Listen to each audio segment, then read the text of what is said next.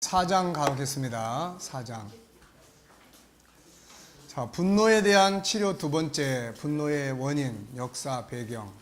자, 이제 원인은 뭔지 아시겠죠? 뭐 이제 공부 안 해도 이제 시골 말로 빠삭하죠. 네, 원인, 역사, 배경. 자, 우선 분노의 배경을 보겠습니다. 분노의 배경. 분노는 여러 가지 이유 때문에 발생한다. 분노란 왜 일어나는 것일까? 여기에 대해서 디퓨징의 저자인 조셉 슈랜드의 견해는 참고할 만하다. 그는 사람이 분노하는 배경을 다음과 같이 정리하고 있다. 사람이 화를 내는 데는 세 가지 핵심적인 이유가 있다. 이 사람은 분노의 이유를 이렇게 설명했어요. 첫째는 자산, 내 것을 빼앗길 때 화가 난다. 음식, 돈, 유형의 재산, 물론 이것들만이 아니다. 무형의 재산들이 있다. 자존심, 체면, 위신, 명예, 권력, 자기의 즐거움, 이런 것들을 누군가가 빼앗으려고 할 때, 손해를 입혔을 때 화를 내게 된다. 사람들은 이렇게 이야기하죠. 나에게 손해만 끼치지 않으면 난 상관하지 않는다. 예, 맞는 말이다. 자기의 가진 것들에 해를 끼치지 않는 한 사람들에게 화를 낼 필요는 없다. 영역, 나의 구역이 침해당할 때 화가 난다. 많은 미국인이 자신의 집을 보호하려는 목적으로 총기를 소유하고 있다.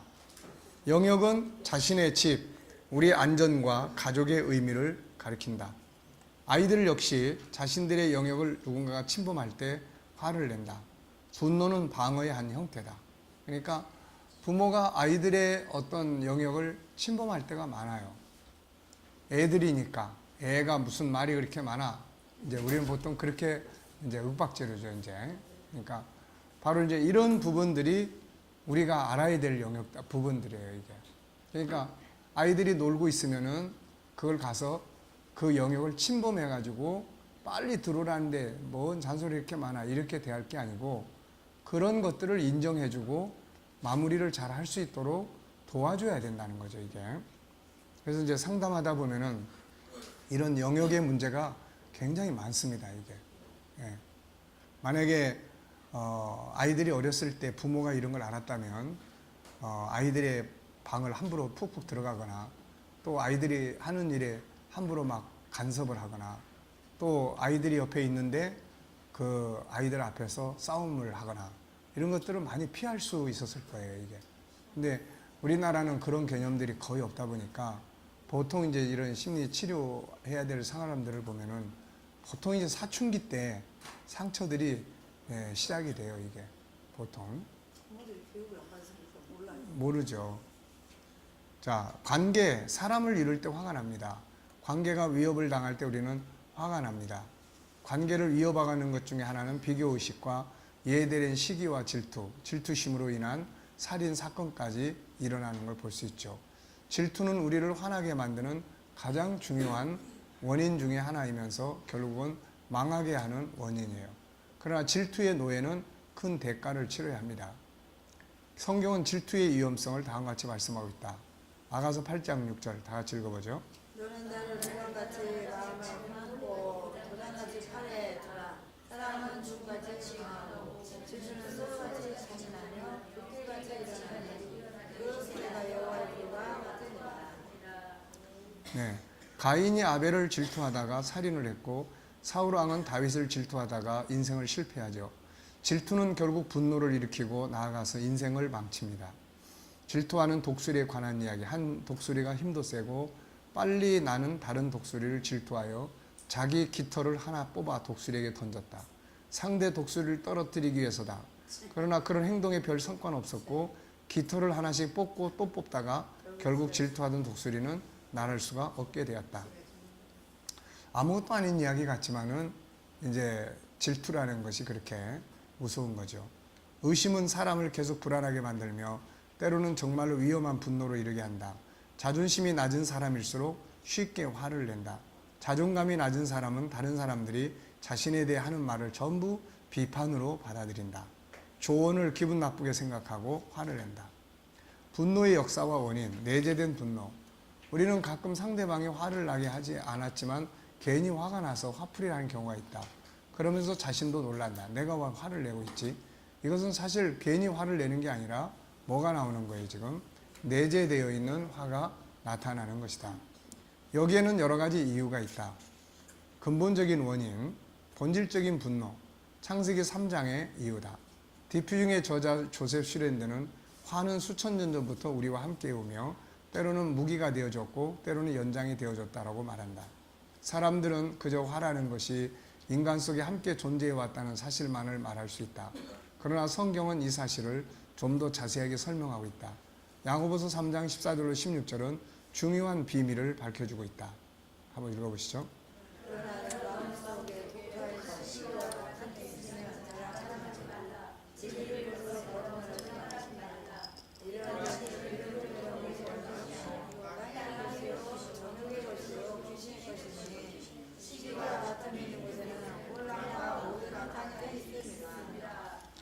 네, 학자들은 분노의 배경을 과학이나 심리학적으로 풀어보려고 노력하고 있지만 성경은 시기와 질투의 다툼의 배경으로 또 하나의 원인을 지적을 하죠. 그것은 뭐예요? 네, 시기와 다툼이 어디서 나와요? 귀신의 것이라고 이야기를 한다. 대단히 중요한 내용이다. 자, 우리가 이런 일이 처음 벌어진 곳이 어디예요? 창세기 3장이죠. 마귀는 하나님을 시기했고 그에 따라 하나님의 창조 세계를 파괴시키고자 등장하는 것이 창세기 3장의 인간 타락 사건이다. 여기서 마귀는 하와를 유혹했고 금지된 언약의 열매를 먹게 하고 나아가서는 아담까지 선악과를 먹게 하므로 하나님과의 관계를 파괴시키려고 했다. 결국 이 사건은 인간으로 하나님의 말씀을 거역하는 죄를 짓게 했고 결과는 하나님을 두려워하며 떠나게 되었고 이어 죄의 무서운 형벌들이 등장하게 된다. 이제 생각해보자. 죄는 분노를 만들어냈다. 그래서 분노는 죄의 열매예요. 그래서 분노는 정당화시켜서는 안 됩니다. 인간이 살아가는데 뭐 필요한 요소다. 뭐 이래버리면 안 돼요, 이거. 죄는 일단은 창세기 1장에서는 없었어요, 분노가. 그런데 창세기 3장에서부터 이 분노가 출발하는 거예요. 죄의 성품이에요. 죄의 성품. 죄를 짓고 형벌을 받게 된 아담은 하와에 대해서 어떤 마음이 들었을까? 분명히 화가 났을 것이다. 어쩌면 지금도 남편들이 불행의 원인이 누구에게 있다고 합니까? 아내에게 있다고 하고 아내는 불행의 원인이 남편에 있다고 하면서 화를 내는 것은 그 시작점이 거기서부터 시작을 하는 거예요. 하와는 아담에게 대해 어땠을까? 그녀 역시 화가 났을 것이다. 자기를 지켜주지 못한 남편에게 화가 났을 것이며 이들은 자신들을 범죄하게 한 마귀에게 화가 났을 것이고 결국은 바보같이 자신의 것들을 지켜내지 못하고 사탄의 말을 듣고 어리석은 행동을 한 자신들 때문에 화가 났을 것이다. 분노는 자신들의 것들을 침해받았을 때 나타나는 상처의 반사적 행동이다. 그러니까 인간은 이 세상에 태어나서 화를 안 배워도 자연스럽게 화를 내는 거예요. 애기들이 뭘 배워가지고 화를 냅니까? 아니거든요, 이건. 본성적인, 이건 창세기 3장에서부터 출발한 본성적인 분노예요. 이게. 그러니까 이제 이런 것들을 분해시키고 다스려가고 해소시키는 방법을 일찍부터 경험하고 배워가는 사람들은 화를 자꾸 치료해가는 쪽에 서게 되죠, 이게. 네. 그런데 그렇지 않은 사람들은 자꾸 그런 걸 정당화시키고 당연히 여기고 그것 때문에 상대방을 원망하게 되고 자기는 잘못한 게 없고 이런 사건들로 만들어지게 되고 그러죠. 조셉 슈랜드의 말한 틀에서 본다면 아담과 하와는 자기들의 소중한 자산을 마귀에게 빼앗겼고 자신들의 행복의 영역을 침범당했으며 자신들을 사랑하던 하나님과의 관계가 깨지고 말았다. 이 세 가지 분야가 모두 침해당했으며 나아가서는 물질적인 면만이 아니라 자신들의 존엄성, 자신들의 소중한 가치, 자신들의 내면의 세계인 하나님의 형상 5가지의 소중한 성격들까지 마귀와 죄의 침해를 받아 모두 검은 먹칠을 하게 된 셈이다. 그러니 어찌 화가 나지 않겠는가? 이때부터 인간들은 본질적으로 화와 분노를 간직한 채로 태어나 살기 시작한다. 그래서 창세기 3장에서 추방된 후 창세기 4장부터 인간은 분노하는 삶을 나타나기 시작을 했죠. 그리고 분노는 결국 살인을 가져옵니다. 이게 분노는 결국 이게 살인을 가져와요. 창세기 4장 5절로 8절을 보면은 가인은 자기 마음대로 되지 않는다고 해서 동생에게 분노해서 동생을 죽이는 자리까지 갑니다. 인간은 본래 창세기 1장 27절에 살펴본 바와 같이 거룩성과 사랑성을 가지고 있어요. 처음부터 분노하는 존재로 만들어지지 않았다는 말이다. 그래서 희망이 있는 것이다. 그러므로 인간의 분노에 대한 치료는 바로 이 부분, 하나님의 형상을 회복하는 데서부터 시작할 수가 있다. 자, 두 번째, 성장하면서 학습되고 내재된 분노. 인간의 모든 문제점은 두 가지 기본 틀을 가지고 있다. 하나는 창세기 1장 27절에서 완전하게 만들어진 인간의 모습이 창세기 3장에서 망가지고 잃어버림으로써 시작된다는 점이다. 인간 속에 선한 양심이 꿈틀대는 것은 창세기 1장 27절의 인간의 본성에 나오는 본능이요. 타락과 모든 부정적 원인들은 모두 창세기 3장에서 망가져버린 병들어버린 또 하나의 나로부터 시작이 된다. 또 하나는 인간은 창세기 3장 이후부터 이제 이런 근본적인 문제의 씨를 품은 채 어머니의 태안에 잉태되고 그리고 태어나서 살아가는 동안 부딪히는 수많은 인간관계와 환경에 의해서 성장되고 학습되는 데서 나타나게 된다. 화와 분노도 마찬가지다. 하나는 창세기 3장에 근본적인 부분이 쌓여있고 원인이 되고 또 하나는 태어나서 성장하고 살아가는 데서 발생하여 쌓이고 학습되고 성장하여 용암처럼 속에서 끓고 있는 것이다. 이게 현실적인 이유들이에요, 이게. 그래서 만약에 이제 그 가정이 이런 훈련을 잘 받아서 어느 정도 화를 컨트롤하고 분노를 해소시켜서 이렇게 만들어가는 삶을 통해서 성장을 했다면은 이 아이도 분노를 컨트롤할 수 있는 이런 좋은 치유가 이루어지죠. 그런데 대체적으로 우리나라의 가정은 애를 앞에다 놓고 부모가 싸운다는 이야기죠.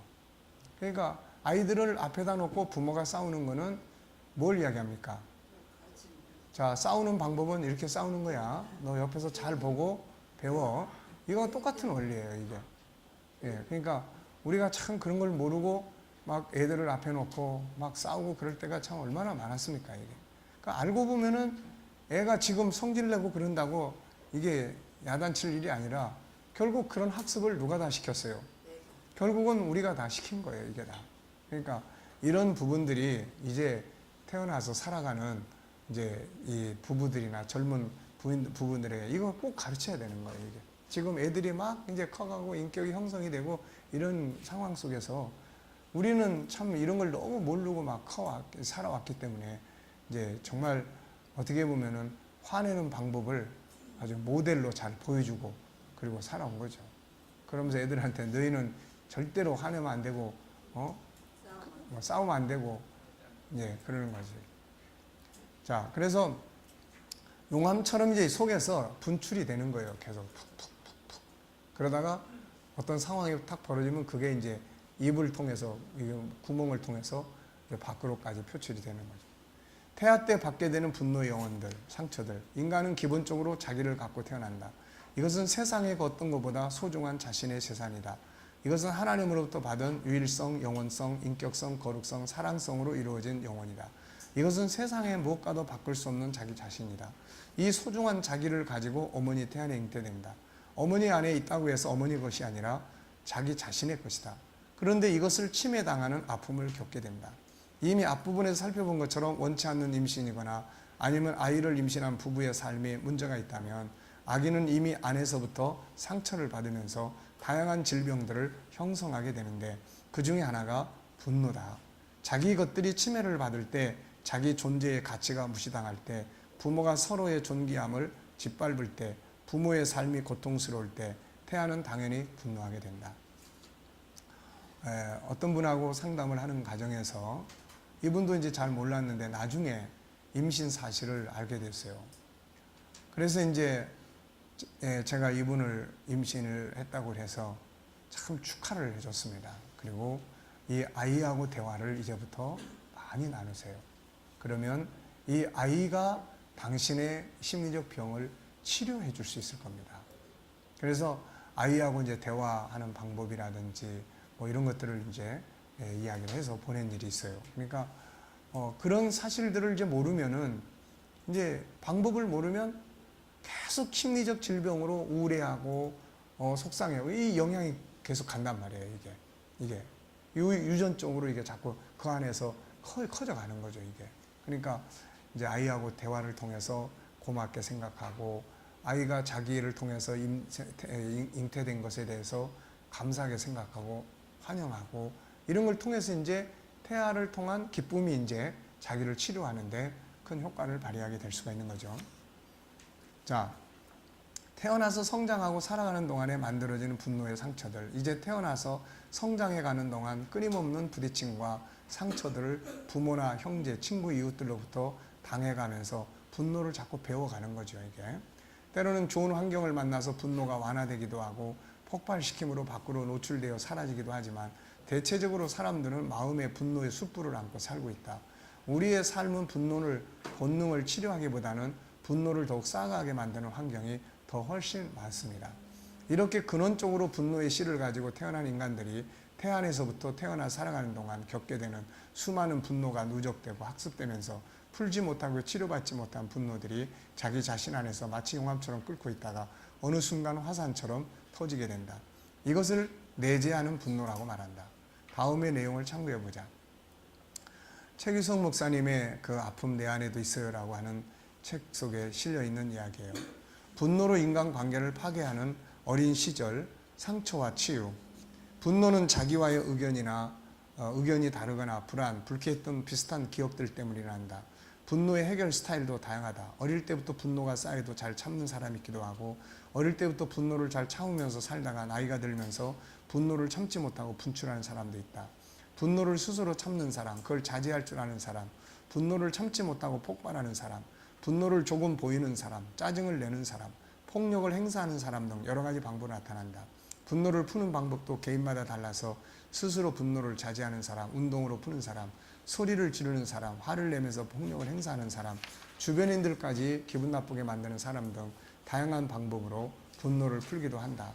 분노를 잘 해결하는 사람은 주변의 많은 사람과의 대인관계가 원만하지만 분노를 잘 해결하지 못하고 주변인에게 영향을 주는 사람은 대인관계에서 악영향을 미치며 원만하지 못하다. 화 잘 내는 사람 옆에 누가 있으려고 그러겠습니까, 이게? 자, 갈등 사례. 도대체 우리 교회에서는 나 말고는 일할 사람이 아무도 없는 거니 누구나 하나 이 쓰레기들을 치우는 사람이 없단 말인가? 열심히 빗자루를 들고 교회 앞 청소를 하던 M 집사의 목청은 인근 지역을 흔들 정도로 날카롭게 주변을 향해 뻗어나갔다. 그러니까 봉사를 하면 조용히 자기 역할을 하면 되는데 이걸 통해서 자기 안에 쌓여있는 분노가 밖으로 이제 노출되기 시작을 하는 거죠. 이틀이 멀다 하고 M집사가 교회에 나올 때면 빚어지는 광경이다. 그래서인지 저 앞에 M집사의 그림자가 보인다 싶으면 교회 주변에 있던 사람들은 서둘러 자리를 피하기 시작한다. 어쩌다 마주쳐 인사라도 하면 그때부터 쏟아지는 잔소리에 교회 내 봉사를 자처하던 사람들은 기가 막힐 뿐이다. 언제나 M집사 자신의 생각만 옳다. 상대방이 작은 견해의 차이를 보일 때는 가차없이 싸움으로 이어진다. 혈기로 가득 찬 언행은 교회 내 이미 소문이 자자해 아는 사람은 다 알아 조심하지만 이제 막 들어온 새신자들에게 M집사는 공포의 대상이었다. 어느 주일 아침 계절인 만큼 차가운 바람으로 나뭇잎과 주변 쓰레기들이 교회 앞에 쌓여 있었다.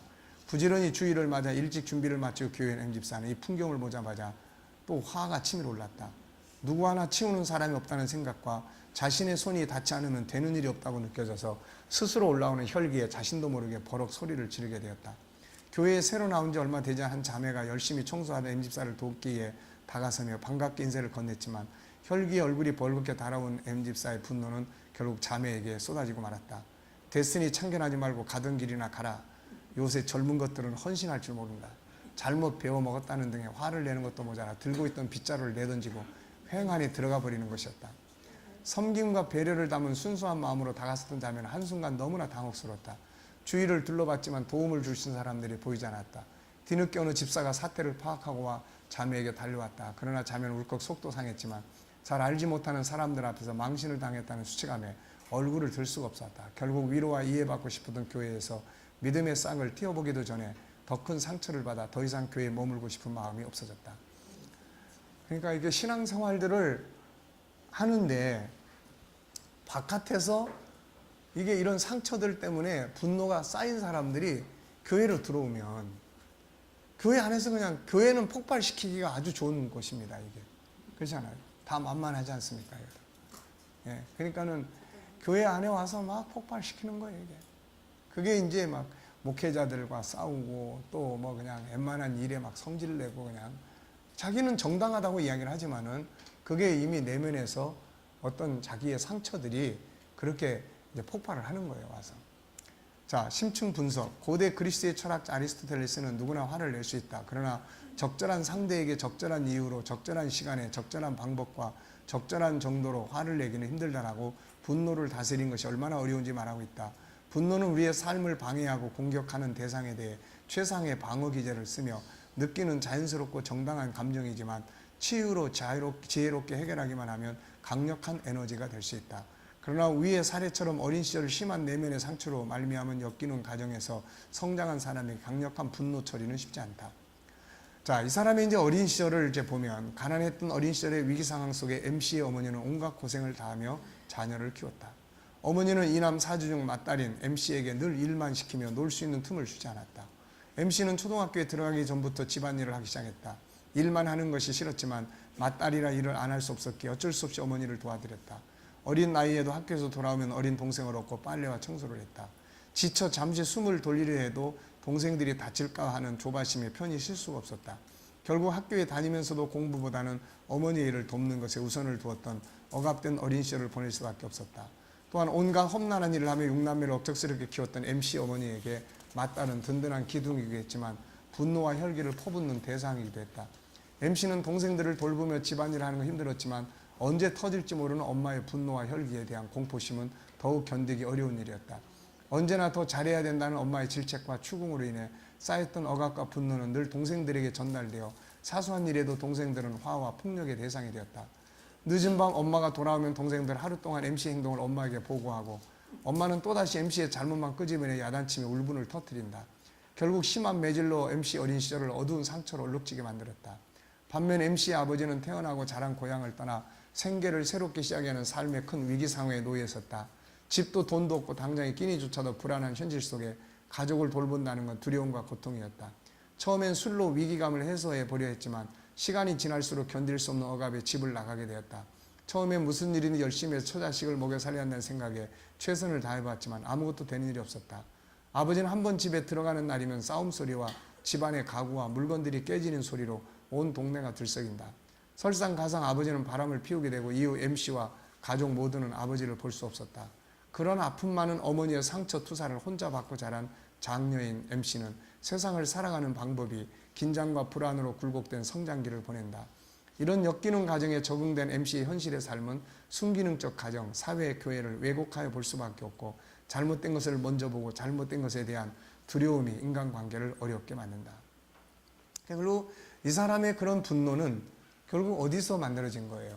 자기 어린 시절에 가정에서 이게 몸에 아주 익숙해지게 만든 겁니다. 이게. 그러니까 그것 때문에 자기가 피해를 받는데 그 다음에 이런 것들을 이제 어떻게 해소를 해야 되는지, 어떻게 씻어야 되는지, 어떻게 이거를 이제 그야말로 변화시켜 가야 될 것인지에 대해서 훈련받은 일도, 교육받은 일도, 그러다 보니까 이게 이제 완전히 학습이 돼서 이게 이제 자기 스타일이 돼버린 거죠, 이게. 심리치유 처방 등 우리는 엮이는 과정에서 성장한 사람을 상처받은 내면 아이 혹은 성인 아이라고 부르는데 이들에게 몇 가지 특징이 있다. 억압된 분노를 처리하는 것이 힘들다. 실패에 대한 두려움 때문에 일을 쉽게 하지 못한다. 특별한 이유 없이 수치심을 느낄 때가 많아 항상 불안하다. 타인의 칭찬이나 인정의 말을 수용하지 못한다. 타인의 부탁에 지나치게 민감하다. 상대방을 통제하려 하며 강박적인 성격을 갖고 있다. 부정적 방어 기제가 강하게 나타난다. 남을 평가하지 못하며 자기 유익을 선택할 땐 죄책감에 쉽게 빠진다. 가까운 사람의 비판에 쉽게 위협과 불안을 느끼며 민감하게 반응한다. 버림받는 것을 두려워하여 의존적 성향이 많으며 거절을 못한다. 사람들은 자신이 잘못했을 때도 종종 화를 내게 된다. 그것은 고함 지르는 목소리로 자신의 무한함을 변호하려 하기 때문이다. 우리가 무한한 상황이 벌어졌는데 옆에서 누가 딱 지키고 보고 있으면 어떻습니까? 뭘 봐? 그러고서는 예, 그리고 이제 성질을 그쪽에다 다 쏟죠. 이제 예. 보는 사람이 이제 한마디라도 딱 하려고 했다가는 이제 죽는 거지 이제. 예. M 집사의 마음속에는 어린 시절 아버지의 폭력과 화풀이의 대상으로 늘 자신을 야단치던 어머니의 거절에 대한 두려움이 가득했다. 가정에서뿐 아니라 교회에서도 가장 힘들고 어려운 일을 도맡아 하지 않는다면 분명 버림을 받을 것이라는 강박관념에 시달려 억압적으로 일을 했다. 그러다 주변 사람들의 말 한마디에 스스로가 무시당하고 있다는 생각이 그녀를 너무나 힘들게 한다. 자신도 모르게 폭발하는 분노 후에는 조금만 참을 것이라는 후회와 죄책감에 하루도 마음 편할 날이 없다. 그러므로 내재하는 분노를 인정하고 이것을 치료해야 한다. 그리고 내성을 길러서 분노가 일어날 많은 상황들을 대처해야 된다. 그러니까 그런 현실을 이해해야 돼요. 우리가 자기 존중감 14가지 중에 네 번째가 뭡니까? 자기 이해하는 거예요. 이해하는 거. 자기를 이해하는 거예요. 그러니까 자기를 이해하고 인정하고 그 다음에 뭐 해야 됩니까? 이제 이걸 치료를 해야 돼요. 이건 치료받아야 된다. 내가 이대로 가면 안 된다. 그 치료를 해야 됩니다. 그리고 다음에 뭘 해야 됩니까? 이제 내성을 길러야 돼요. 분노를 안 하려면 분노하지 말아야지 한 것만 가지고 되는 게 아니에요. 한쪽을 키워야 되는 한쪽을. 이게 지금 창세기 3장에 근거한 이게 강하니까 그러면 창세기 1장 20절 이걸 키워야 되는 거예요. 이걸. 근데 이 사람은 지금 온유하게 사는 방법도 모르고 부드럽게 사는 방법도 모르고 인간을 따뜻하게 대하는 방법도 아무것도 모르는 거예요. 이게. 그러니까 나는 화를 내지 말고 살아야지 해도 방법을 모르면 안 되는 거예요. 이게. 그래서 내성을 기른다는 것은 바로 그런 부분들을 이제 훈련한다는 거죠. 이게. 그래서 이쪽 부분이 훈련이 안 되는 사람은 이쪽 부분을 해도 이게 안 돼요. 이거 아무리 회개를 해도 안 됩니다. 이거. 그러니까 사람은 두 가지를 겸해서 할 수가 없어요. 그러니까 자꾸 우리가 이쪽 부분에 대한 문제만 자꾸 붙들고 씨름하면 이건 안 됩니다. 이거. 그래서 심리 질병도 자꾸 치유 쪽에다만 중점을 두면은 안 돼요. 이거. 그래서 치유 쪽보다는 뭘 중점을 두느냐면은 하나님의 형상이 살아가도록 만들어주는 쪽에다 자꾸 중점을 둬야 돼요. 이거. 자, 현실적 원인, 분노를 일으키게 하는 다양한 현실, 위에서 살펴본 상황 외에도 우리 안에 분노라는 씨앗을 뿌리는 일들은 수없이 많다. 내 생각대로 되지 않는 현실, 열등감 때문에 오는 분노, 상대방으로부터 당하는 무시와 억압, 사회로부터 받는 차별적 대우, 왕따 문화, 성적인 폭행이나 유사한 상처들로 인한 분노, 약육강식의 질서 속에 대항하지 못하는 데서 오는 분노, 믿었던 사람들로부터 오는 배신감, 희망이 없는 절망적 현실, 기대감이 무너지는 데서 오는 절망적인 분노, 절제되지 않은 말들을 들을 때 사소한 이웃들과의 배려 없는 행동, 잘못된 사회적 현실, 때로는 이런 일들이 안에 들어있던 내재하는 분노, 이거를 끌어내는 거예요. 이것이 끌림의 법칙이다. 마치 현실의 일이나 사람이 마중물이 되어 내면의 세계 속에 들어있던 본질적인 그리고 과거 어느 때 받았던 분노들을 끌어냅니다. 그래서 지난날의 상처들을 치유하고 은혜 안에 자신을 성장시켜가는 것이 아주 중요하죠. 심리학자 라자러스는 그의 저서 스트레스와 평가 그리고 대처에서 이렇게 설명한다. 일상이란 각자의 인생에서 받게 되는 역할 때문에 겪는 평범하지만 스트레스 쌓이는 경험들로 가득 채워져 있다. 그러니까 우리의 살아가는 삶 자체가 좋은 일보다는 스트레스가 훨씬 많은 거죠. 이게. 그야말로 분노할 일이 세상에는 너무나 많다는 거죠. 우리 모든 사람들은 창세기 3장에 시작된 근본적인 상처로 인한 분노와 함께 태어나서 살아가는 동안 어떻게 하면 끊임없이 분노의 불씨를 담아가며 살고 있는 것이다. 이것이 속에서 잠재해 있고 부글부글 끓고 있는데 어찌 밖으로 터지지 않겠는가. 어쩌면 밖으로 노출되는 것은 당연한 것이요 자기 치료의 한 방법이기도 하다. 이것이 안에서 계속 끓고 있으면 독이 되어 그 사람의 마음과 육체가 병들게 되는 원인이 되기 때문이다. 그래서 시편 32편 3절에 보면 내가 입을 열지 아니할 때 종일 신음함으로 내 뼈가 쇠하였도다. 그래서 성경은 안에 있는 것들을 쏟아놓으라고 이야기를 하죠. 시편 62편 8절 같이 읽어보세요.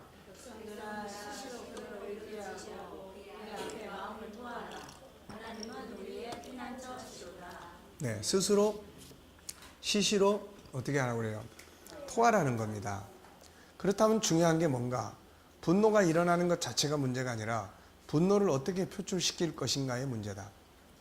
분노를 아무렇게나 표출시킴으로 더 큰 상처를 주거나 받게 되고 인간관계가 깨지고 이로 인해 잘못하면 사고를 일으키게 되고 인생의 치명적인 일들을 안고 온다는데 문제가 있는 것이다.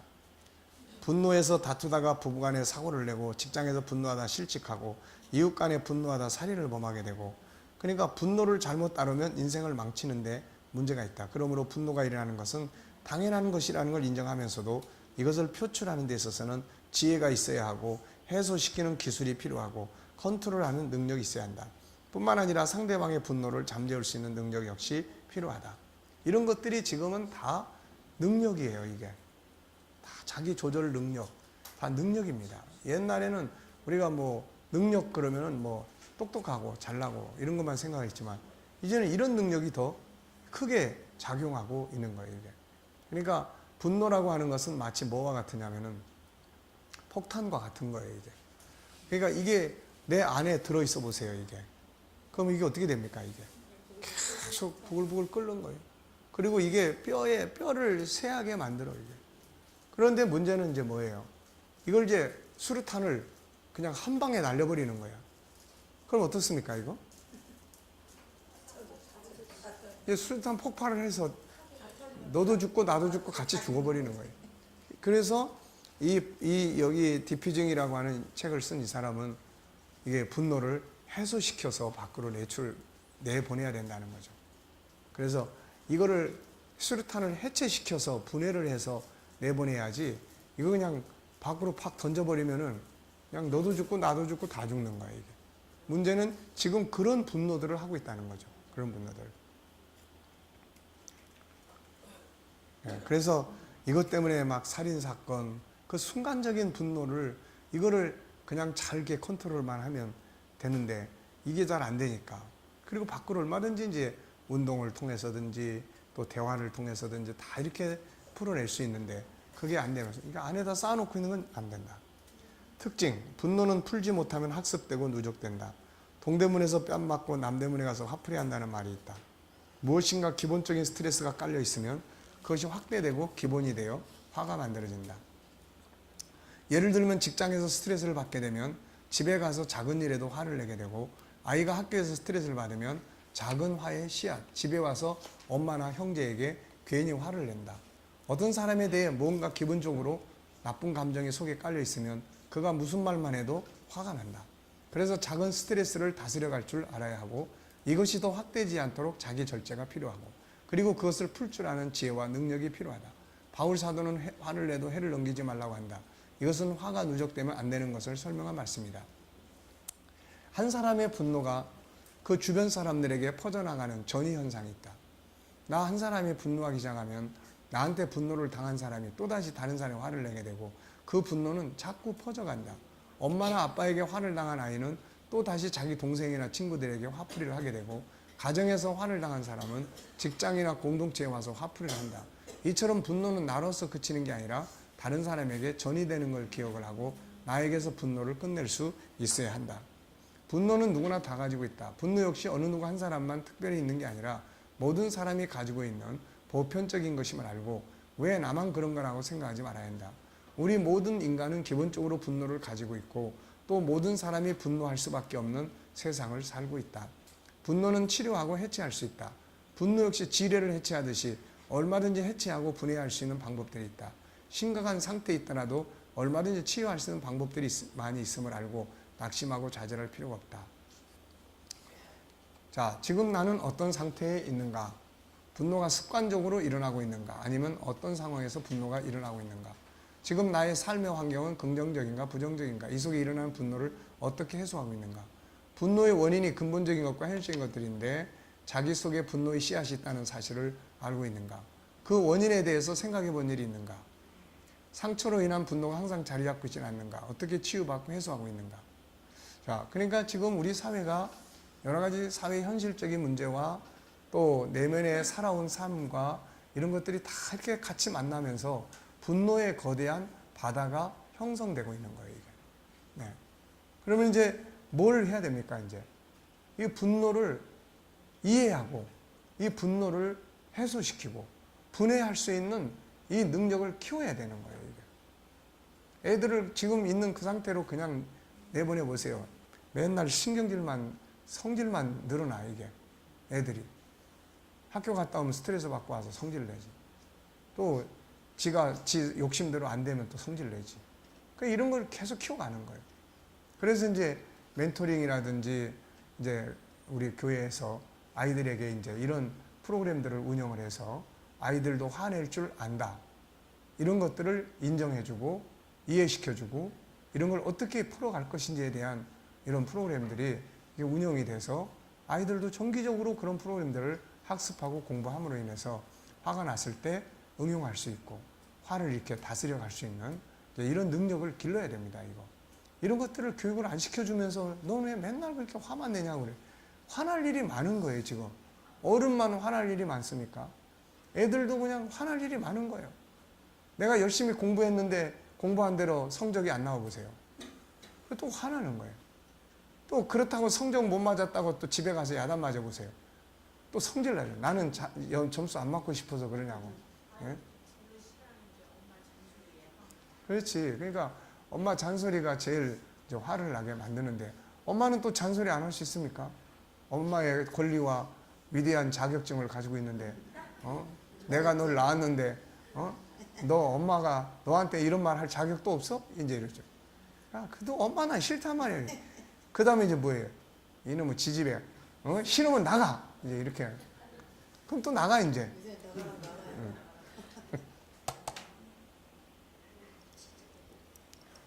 그러니까 중요한 거는 교육이 필요하단 말이에요. 공부와 훈련. 그리고 그렇게 사는 모델들을 옆에서 좀 볼 수 있는 이런 모델 하우스들이 좀 필요하다는 거예요, 이거. 모델 하우스들이. 그러니까 그런 부분들을 이제 우리가 지금 해야 될, 그래서 기독교 문화원이 참 출발한다는 거는 참 굉장히 중요한 일입니다, 이게. 그래서 이런 훈련을 받고 싶은 사람들을 자꾸 찾아서 좋은 교육을 통해서 이 자기들의 분노를, 화가 나죠. 사람이 죄성을 가지고 있고 세상 살기가 이렇게 막 힘들고 짜증나고 그러는데 왜 화가 안 납니까, 이거? 예. 목사도 화가 나고 저도 화날 일이 많고 또 그러는데, 그럼 이제 문제는 그거예요. 이걸 어떻게 풀고 어떻게 해소시키고 안에다 쌓아놓지도 말아야 되지만 밖으로 표출할 때도 이게 폭탄을 내놓는 것처럼 하지 않도록 해야 되는 거예요. 이게 기술이에요, 이제. 그러니까 이런 건 이제 교육하고 훈련해야 되는 겁니다, 이게. 뭐 맨날 이제 뭐 세상이라고 상관없이 사는 사람들처럼 온유하고 겸손하세요. 이런 것만 해가지고 되는 게 아니라고요, 이게. 네. 온유함의 훈련이 필요한 거예요, 온유함 훈련. 자, 그래서 여기 보면 이제 분노 조절하기에 대해서 계속 이야기를, 요거 이제 계속, 도표가 계속 이제 실어집니다. 자, 우선 내가 화가 날 때 어떻게 해야 되느냐. 내가 화가 날 때 우선 분노 조절에 대한 의지와 준비가 필요하고 상황을 이해하고 저 사람이 저렇게 할 때 현장 앞에서 심장호흡 5초씩 3번 순간 감정 자리 이동하기. 그래서 내 머릿속에서 생각을 바꾸는 이런 훈련. 상대방의 말을 그대로 들으면은 더 화가 나니까 상대방이 말할 때 나는 머릿속으로 딴 생각하게 하는 거죠, 이게. 그래서 이제 그런 부분. 또 자기 정체성 생각하기, 정신 차리고 말하기, 가장 최선의 길을 선택하는 거죠. 넘어서는 안 될 선을 지키는 거예요. 우리가 분노를 해서 싸움을 해도 칼 가지고 찔러서 죽이면은 이거는 돌이킬 수 없는 자기 인생을 망치는 거예요. 그러니까 넘어서는 안 될 선을 항상 인식하고 이 선은 넘지 말자. 이런 스스로의 의지를 가질 수 있도록 해야 된다는 거죠. 그 다음에 이제 포스트 액션 잘하기. 이거는 일단 이제 분노를 다 쏟아낸 다음에 이제 해결을 빨리빨리 해야 돼, 이제. 분노를 쏟아내고 다 그냥 황폐화 돼 버렸는데 이거 그냥 내버려두면 이제 더 안 되는 거죠, 이게. 그 다음에 이제 상대방이 분노를 할 때는 우리가 어떻게 대처를 하느냐. 이런 걸 이제 계속 암송해도 해야 돼요. 그러면은 이제 어떤 화가 날 때 이걸 이제 써먹을 수가 있는 거예요, 이게. 이걸 써먹어야 그 다음에 조절도 되고 그런 것들이 되는 거죠, 이게. 자, 역시 여기서도 이제 분노 조절에 대한 의지, 생각, 외침. 예, 내가 이 화를 반드시 내가 다스린다 하는 이런 자기 의지가 있어야 되고, 상대방에 대한 공감, 화가 날 때 상대방에 대한 공감, 이게 참 중요하고, 숨겨진 사정, 상한 감정 이해하기. 그래서 3단계 내용 아시죠? 맨 밑에, 중간, 위에. 그 다음에 자기 정체성, 장점 기억하고 상처받지 않기. 그래서 상대방이 나를 막 뭐라고 그냥 화를 내면서 그럴 때 그 자기 정체성, 자기 좋은 점을 스스로 생각해야 이게 방어예요, 방어. 상대방 존중하기, 끌림의 법칙 활용하기, 마술의 말 사용하기, 억울함 뒤집어 쓰기. 때로는 뒤집어 쓰면 빨리 끝나버릴 일들이 있어요. 그리고 나중에 가서 이제 설명할 수 있는 거죠. 다른 생각하기, 감정 이동하기, 심장 호흡하기, 이런 것들을 통해서 우리가 이제 분노를 잘 소화시킬 수 있고 내가 분노할 때 이걸 잘 누그러뜨릴 수 있는 이제 이런 것들을 갖출 수가 있습니다. 자, 잘 아시겠죠? 5장으로 넘어가겠습니다. 5장. 분노에 대한 치료 이제 세 번째예요. 그래서 여기서는 이제 3 액션이라는 어떤 원칙을 만들었어요. 그래서 우리가 분노를 다룰 때 다른 모든 것들도 다 마찬가지지만 분노를 다룰 때 일단 3 액션 이 방법을 이 과정을 우리가 좀 훈련을 해보자. 그래서 이 3 액션은 앞에 이제 세 가지 액션이죠. 그래서 이제 하나는 프리 액션이 있고 액션이 있고 그 다음에 세 번째는 포스트 액션이 있고 그래서 이 1단계, 2단계, 3단계 그래서 이 과정에 대해서 훈련을 하는 겁니다. 자, 첫째 주제 설명, 분노 조절을 잘할 수 있는 사람으로 미리 훈련하는 프리 액션에 대해 행동하게 된다.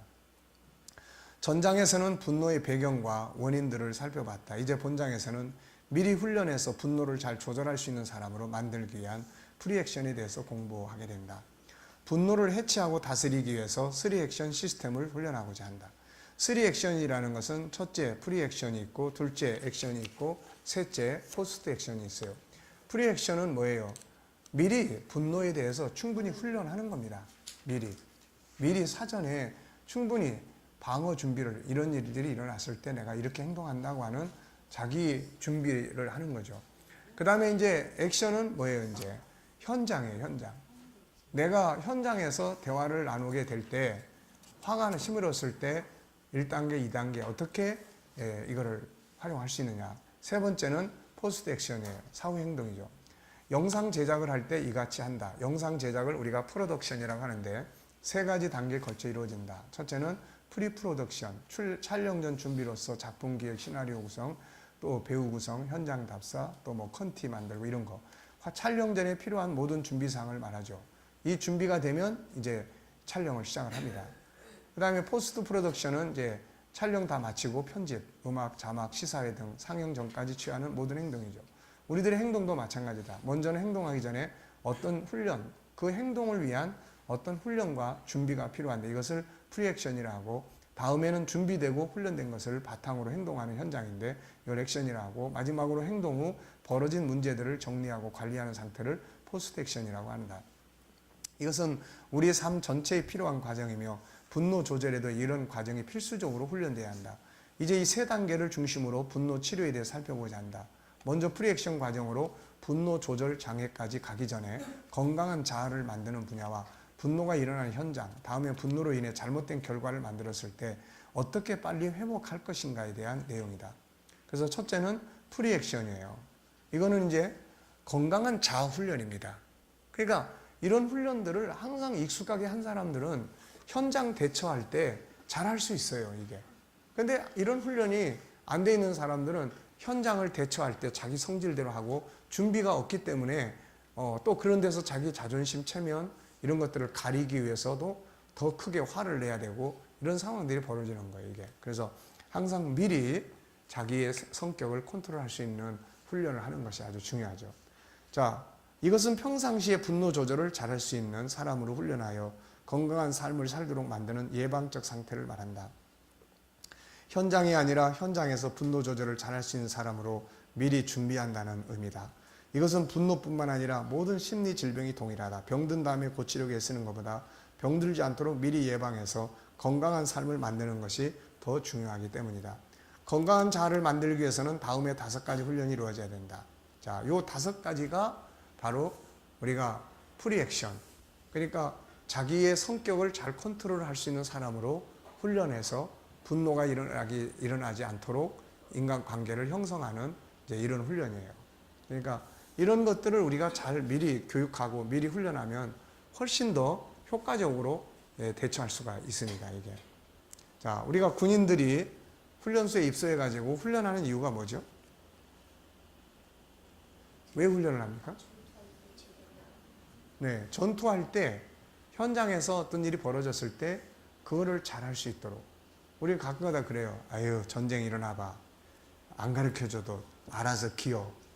이런 말들을 한단 말이에요. 근데 사실 그렇지가 않아요. 물론 뭐 살아남기 위해서 별별 방법을 다 쓰니까 뭐 응급 처치도 하고 다 하시지만 그래도 능숙하게 훈련된 사람들이 그래도 잘하는 겁니다, 이게. 자, 첫째는 뭐예요?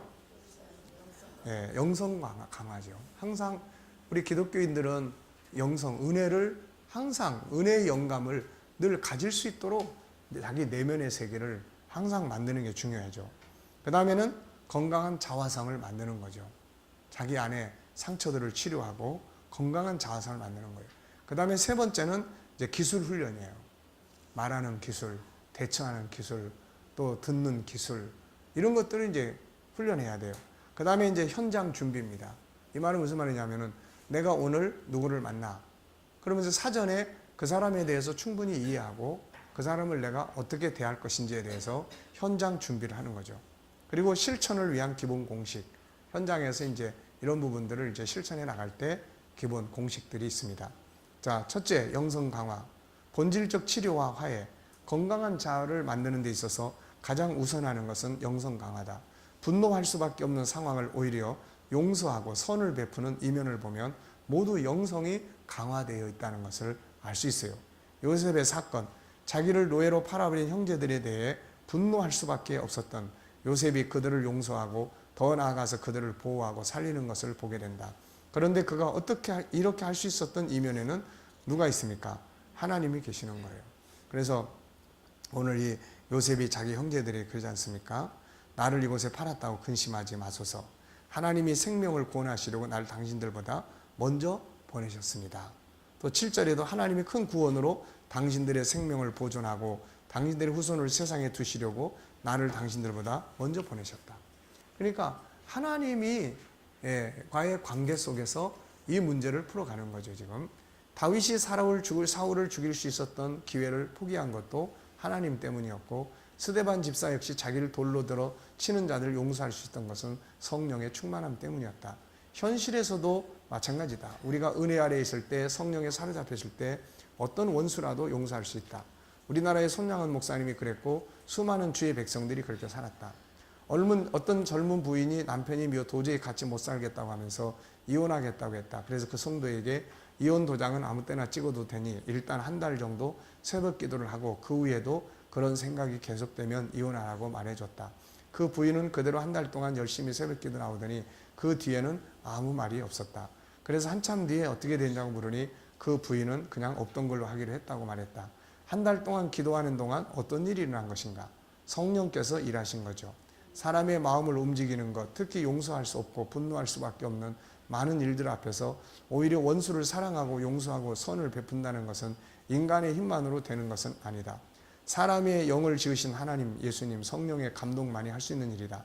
그러므로 건강한 자아를 만들기 위해서 가장 중요한 것은 올바른 영적 생활이며 영성을 강화시키는 일이다. 영성이 건강한 자아를 만들고 심리질병을 치료하는 데 탁월함에 대해서는 인간관계학의 성부자인 데일 카네기 역시 그의 책 인간관계론에서 자세하게 설명한다.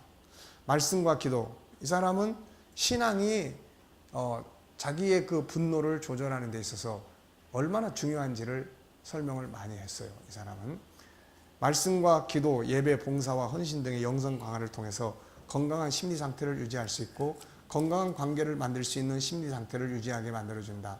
특히 예수님의 십자가는 우리 자신의 죄와 부족함을 담당해 주심으로 자기 학대라는 무서운 심리 상태에서 벗어나게 만들어주고, 부르짖는 기도는 우리 안에 있는 모든 독소를 쏟아내게 하여 병든 심령을 치료하게 만들고, 성령의 감동은 어떤 부정적인 감정 안에 있던 사람도 긍정적인 감정으로 바뀌어지게 한다. 엘리야, 다니엘, 예수님의 제자들, 그리고 오늘 우리 모두가 어렵고 힘든 인간관계나 환경 속에서 심리 질병에 시달리지 않고 대처할 수 있는 것은 우리의 힘이 아니라 우리 안에 역사하시는 하나님의 힘이다. 주님은 우리에게 진리가 너희를 자유케 한다고 하셨고, 바울 사도는 주의 영이 역사하실 때 자유함이 있다고 설명하고 있다. 우리가 수많은 어려움, 인간관계 속에서도 심리적으로 안정되고 평안할 수 있는 힘은 하나님께로부터 오는 것이다. 이 외에도 세상을 살아가는 데 필요한 놀라운 지혜와 담대한 능력 역시 모든 믿음에서 나온다. 그러므로 우리가 건강한 자아를 만들기 위해서 무엇보다도 영성을 강화시켜야 한다. 사도 바울은 영성이 강화된 사람의 모습을 다음과 같이 설명한다. 다 같이 한번 읽어보시죠. 우리가 이 보배를 즐기게 받았으니 신분 능력은 하나님께 있고 우리에게 있지 아니하면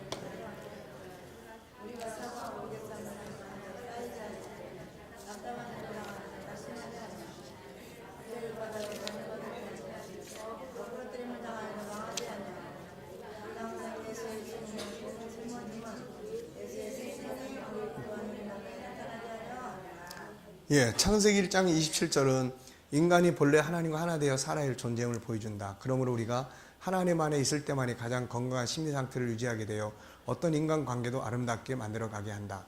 이것을 잘 설명한 것이 다음의 말씀이다. 요한 3서 1장 2절 사랑하는 자여 내 영혼이 잘된 같이 네가 범사에 잘되고 강건하기를 내가 간구하노라. 자, 그래서 5가지 중에 첫째 번 우리가 프리액션에서 늘 훈련해야 될 부분 하나님 영성에 늘 은혜 아래 자기를 머물게 하는 것, 이것이 인간관계를 부드럽게 할 수 있는 아주 중요한 방법이다. 자, 10분간 휴식하겠습니다.